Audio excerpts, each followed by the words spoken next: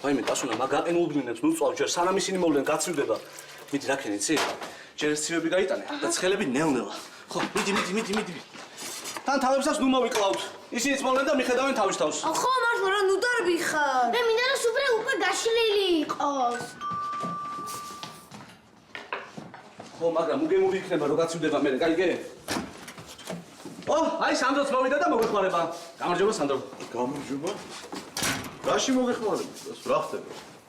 ჰონორარი ავიღე და მამას ვაქეიფებ. ოჯახს უნდა სად არის თვითონ? მალე მოვა. სასამ გაიტყუა. აჰა. ესე იგი თქვენ აქ შეთქმულება და მთელი ამბები ქონიათ. დილიდან შეთქმულებაში ვარ, სანდრო, დილიდან. აი, აბა რაში მოგეხმაროთ, მითხარით? მე როდო საფენს გამოსვლა.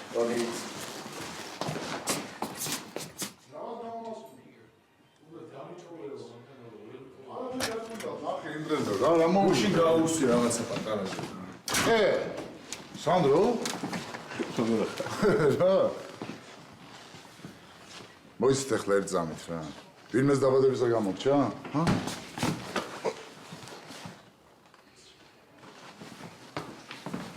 რა იყო მამი? ჰონორარი ავიღე და სურპრიზი მოგიწყვე. აი გოგო. შენი ჰონორარით იყიდეს რაღაცები? ხო, და სასამ სასმელი იყიდა. ამიტომ ამაქვს უნდა დიბომში ბიჭო. მამას ვარტყი, მოდი ბიჭი ვარტყი. არა, ძალიან საყვარელი ისტორიაა რა. უბრალოდ ერთ-ერთი დასაფიქრებელი და საგანგაშო ის არის რომ ბავშვ თავში სიურპრიზად ეგრევე დალევა მოვიდა. აბა რა უნდა მოსულა? სუნამო? არა, რატომ სუნამო? რაც მამას უყვა და ის გაუკეთე.